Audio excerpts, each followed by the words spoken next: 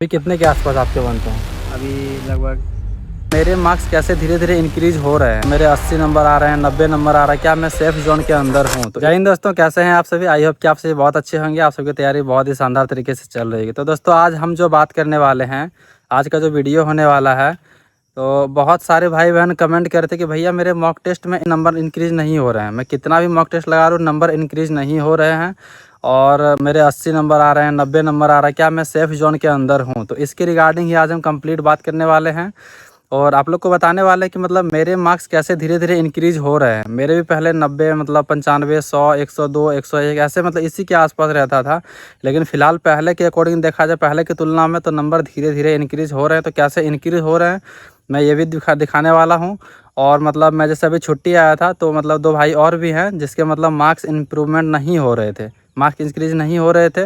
तो उनसे भी आप लोग को मिलाऊंगा, वो भी बताएंगे मतलब मॉक टेस्ट के दौरान क्या क्या गलतियां करते थे वो सब, ठीक है। और अभी उसमें मतलब सुधार आया है, तो उनका मार्क्स अभी इम्प्रूवमेंट हुआ है, इंक्रीज हुआ है। तो उनसे भी मिलाऊंगा और उनसे भी मतलब बताऊंगा अभी कि कंप्लीट मतलब क्या उसकी स्ट्रैटेजी होती है, मॉक टेस्ट कैसे लगाते हैं, उसमें क्या गलतियां होती है, सब कुछ जानेंगे उससे। तो आप लोग वीडियो के एंड तक बने रहें। तो दोस्तों, ये दोनों मेरे ही भाई हैं। और फिर जैसे कि आप लोग देख सकते हैं कि 10th + 2 यानी कि BSSC इंटर लेवल का फॉर्म दोनों ने फिलअप किया हुआ है और उसका प्रिपरेशन भी कर रहा है दोनों, और होमवर्क सीरीज से भी जुड़ के कर रहा है। तो उसके क्या फ़ायदे हुए नहीं हुए, इसके ऊपर भी कंप्लीट बात करने वाले हैं। तो भाई, जब आप स्टार्टिंग में तैयारी शुरू की तो आपके कितने मार्क्स बन रहे थे पहले मेरे 80-90 के बीच में मार्क्स आ रहे थे। और अभी जब से होमवर्क सीरीज से जुड़ने के बाद अभी मेरे मार्क्स में इम्प्रूवमेंट देखने को मिल रही है।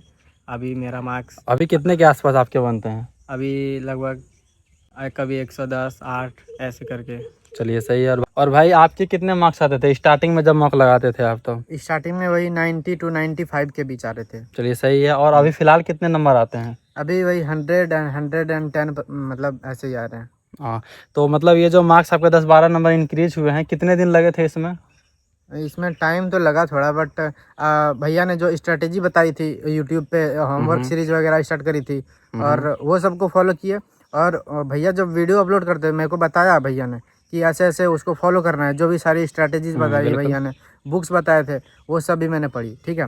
और मेन स्ट्रेटेजी ये थी कि जैसे कि मैं किसी पर्टिकुलर सब्जेक्ट या टॉपिक पे मतलब कि क्वेश्चन अटेम्प्ट कर रहा हूँ और वो मेरे मॉक में गलत हो रहे हैं, तो उस पर्टिकुलर टॉपिक को उठा के शुरू से अंत तक रिवीजन करना है। तो इससे होता ये है कि जैसे कि मैंने पहले मॉक टेस्ट लगाया था, उसमें मेरे जो सवाल गलत हुए उसको रिवीजन दोबारा से कर लेने के बाद ना, हाँ, अगला मॉक टेस्ट में जैसे कि सेम टॉपिक से कोई सवाल आया तो उसको पूरा रिवीजन कर लेने से वो सवाल नेक्स्ट टाइम गलत नहीं होते हैं।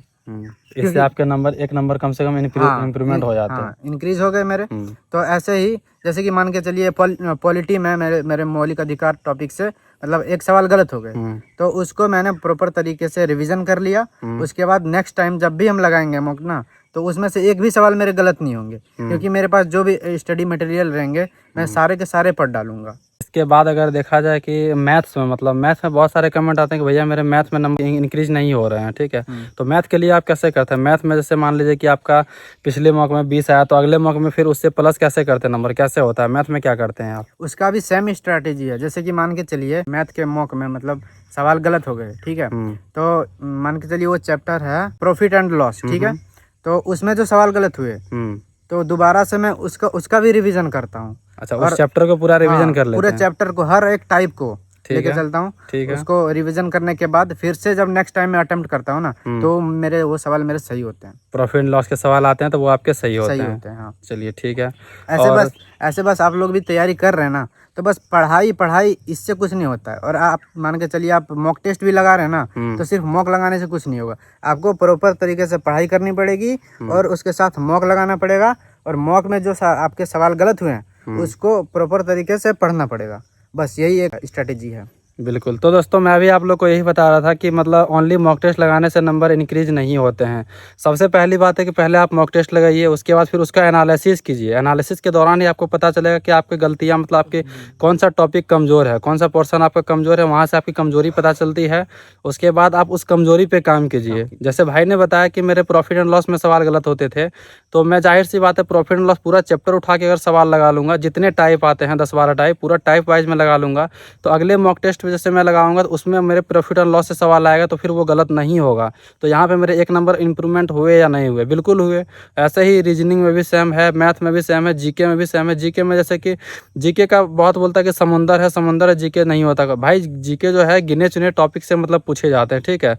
तो गिने चुने टॉपिक में से अगर लंबा थोड़ा होता है सिलेबस, क्योंकि अलग अलग 4-5-6 सब्जेक्ट होते हैं, वहाँ से सवाल पूछे जाते हैं।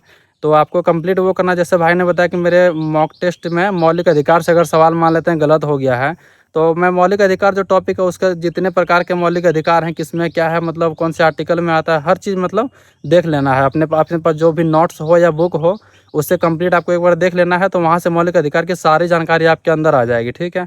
तो अगले मॉक टेस्ट में लगाओगे तो मौलिक अधिकार से सवाल आएगा तो वो गलत नहीं होगा, ठीक है। तो वो वहाँ पे ज़रूर आपका सही होगा, तो इससे होगा कि आपका मार्क्स भी इंक्रीज होंगे। तो यही एक रणनीति है मार्क्स बढ़ाने के। दोस्तों जैसे कि मैं पहले मतलब अभी छुट्टी पे आया हूँ, तो भाई सबसे बात होती रहती है, लेकिन वीडियो वगैरह जो भी है वहाँ से भी फॉलो करते हैं। बाकी घर आने के बाद सोचा आप लोग को भी मिलाऊं और आप लोग को भी बताऊं कि कैसे इनके मार्क्स इंक्रीज हुए। होमवर्क सीरीज़ वगैरह जैसे दे रहा हूं तो वहाँ से भी मतलब होमवर्क सीरीज़ से भी जुड़े हुए हैं दोनों। और जो भी वीडियो वगैरह मैं बताता हूँ मार्क्स बढ़ाने के लिए, जैसे कि अभी पूरे बात बता दिया आपको कि कैसे मतलब मॉक टेस्ट लगाना है, उसका विश्लेषण कैसे करना है, तो ये सारी चीज़ें बता दिए। और दोस्तों एक चीज़ और था कि मॉक टेस्ट में मतलब ये गलतियाँ ना करें। तो मॉक टेस्ट के दौरान कौन सी गलतियों से बचना है? तो मॉक टेस्ट में बहुत क्या होता है, आधे मॉक टेस्ट अभी लगाते हैं, आधे बाद में लगाते हैं। तो दोस्तों ऐसा नहीं करना है। कंप्लीट आप जैसे 2 घंटा 15 मिनट का टाइम देता है वहाँ पे, तो आपको 2 घंटे का टाइमर लगा के 2 घंटे का 2 घंटा 15 मिनट 2 घंटे का लगाना है, क्योंकि उसी बीच में वहाँ पे अटेंडेंस वगैरह लेता है, आपको मार्क शीट वगैरह फिल करना है। तो 2 घंटे का टाइमर लगा के आपको कंप्लीट मॉक टेस्ट लगाना है यहाँ पे। तो इससे होगा क्या, मतलब रियल एग्जाम वाली फीलिंग्स आएगी। प्लस में फ़ोन वगैरह जो भी हो साइलेंट करके साइड में रख दो। ये नहीं कि आधा लगा लिए फिर टाइम रोक दिए फिर थोड़ा सा नोटिफिकेशन चेक कर लिया, ऐसा नहीं होता दोस्तों, ठीक है। इसीलिए हर चीज़ से मतलब दूरी बना के फ़ोन वगैरह हटा के उसके बाद 2 घंटे का बस टाइमर लगा के मॉक टेस्ट लगाइए। और ऐसा नहीं करना कि आधा अभी लगा लें आधा कल लगा लें, ठीक है। तो इन सारी चीज़ों से, इन सारी गलतियों से बचना है। और मॉक टेस्ट में अगर आप लोग को भी बोलते हैं, बहुत कमेंट ये भी आ रहा था कि ओएमआर शीट मतलब फिल करने में टाइम ज़्यादा लग जाता है, 30 मिनट के आसपास टाइम लग जाते हैं। तो इसमें यह है कि आप पहली बार में ही मतलब फिल करते हुए मत चलो, पहले आप लगाते चलो। अगर ओएमआर शीट पे आप टेस्ट दे रहे हो तो जैसे आप मतलब 1 नंबर का आंसर बी हुआ, 2 का सी हुआ, तो बी और सी इसमें थोड़ा थोड़ा मतलब टच करते हुए चलना है। लास्ट का जो 10 से 15 मिनट रहेगा वहाँ पे आप ओएमआर शीट फिल कीजिए। मैं भी वही करता हूँ, लास्ट के 10 मिनट में आराम से ओएमआर शीट फिल हो जाते हैं।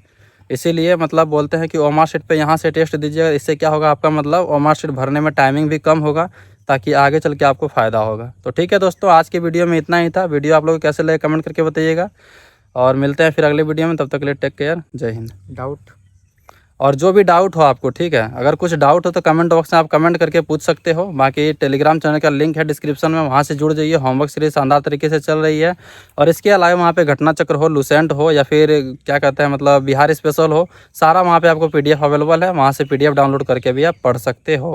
Bye bye. बाय।